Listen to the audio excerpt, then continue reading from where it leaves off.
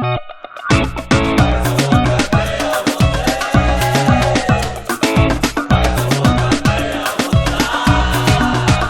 je suis François Yambiego, créateur de mode, éthique contemporaine, valorisation de produits locaux.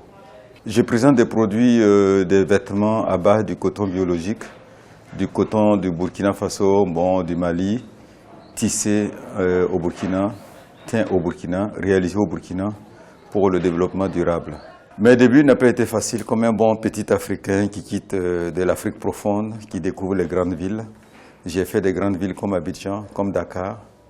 Et j'ai fait l'apprentissage en Côte d'Ivoire à 13 villes. Je me suis retrouvé en France en 1978, où c'était pas aussi facile avec les problèmes de papier et tout ça. Et j'ai travaillé dans les petits ateliers, j'ai fait des études de modèle stylisme, j'ai eu des postes de responsabilité. J'ai créé ma marque François Ier en 92 à Paris, j'ai existé là-bas, j'ai eu de l'expansion. J'ai eu aussi des hauts et des bas.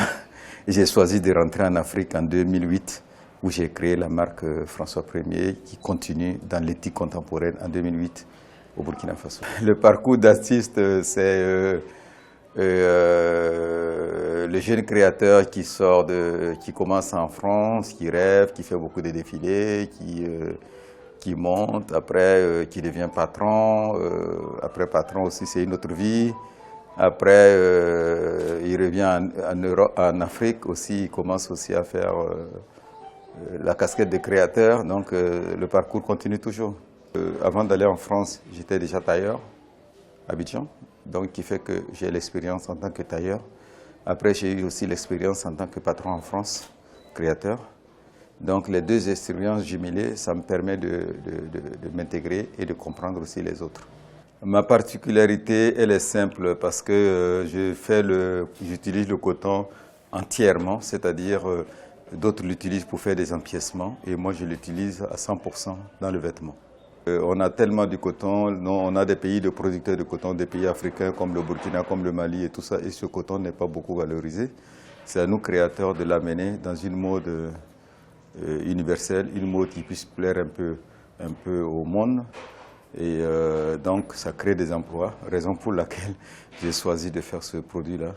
Et c'est ma contribution après avoir passé plusieurs expériences, plusieurs années à l'extérieur. Revenir en Afrique, revenir au Bercail, c'est vrai que c'est un projet qui me tenait à cœur parce qu'il faut revenir. Mais à un moment donné aussi, quand on reste longtemps à l'étranger, surtout que dans les années 2004, il y a eu l'ouverture de la Chine. Le textile a reçu un coup très dur. C'était très difficile de travailler en France. Je me suis dit, au lieu de continuer dans ces genres de difficultés-là, mieux vaut venir en Afrique, il y a tellement de choses à développer. Donc j'ai pris le courage et fait le choix de revenir pour créer ce concept. L'Afrique a besoin de ses talents, l'Afrique a la potentialité, c'est de croire à ce qu'on fait et d'avoir des convictions et de le faire avec l'honnêteté et le courage et croire et on arrive.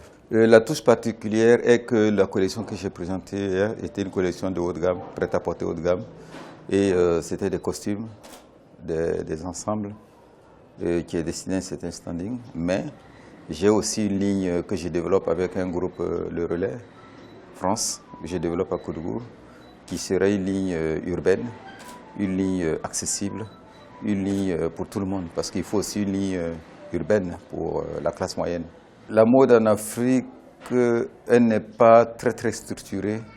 Elle a besoin des professionnels dans la création, des professionnels dans les médias et des professionnels dans le côté commercial. Et donc la mode manque de professionnels. L'Afrique peut aller en avant si l'Afrique met l'accent sur l'artisanat, sur le savoir-faire, sur la qualité de ses produits, sur la visibilité de ses produits. Il n'y a pas de raison qu'elle n'avance pas. C'est de valoriser la mode, de croire à la mode et d'amener les gens et à faire des bonnes études dans tous ces domaines-là. C'est le domaine de l'art. J'ai visité au Mali une grande école d'art. Il y a des grandes écoles, c'est des bonnes initiatives. Et ceux qui sortent des écoles, ces écoles-là, avec un master, ils peuvent appuyer la mode. À toute l'Afrique de croire à ce qu'on a. Et ça ne sert à rien de penser que C'est les produits français, européens qui sont les meilleurs. Ici en Afrique, il y a des gens qui font des bons produits. Il y a des gens qui sont capables de croire et de valoriser nos produits. La mode, c'est sur Africa 24.